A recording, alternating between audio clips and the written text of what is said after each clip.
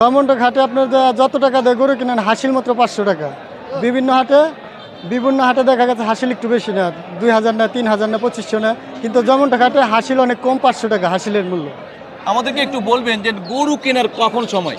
গরু কেনার সময় এখনই, গরু প্রতি 10,000 টাকা কম আছে এখন। গরু কেনার সময় 10 থেকে 15,000 টাকা কম আছে। খামারিরা যত খামারিরা আছে যেমনটুক হাটে আসুক, আইসে দেখুক, হাটটা অনেক সুন্দর প্রকৃতির, আইসে দেখুক, গরু কিনুক। কোরবানির গরু কেনার সময় কখন? কুরবানির গরুর সময় এই যে কুরবানির গরু এখনই আছে, ওই সাইডে দেখেন বড় বড় গরু আছে, এখনই কুরবানি গরু কেনার সময়। অন্য অন্য হাটে মানে 3000 4000 টাকা হাসিল কেন, আর এখানে কেন 500 টাকা?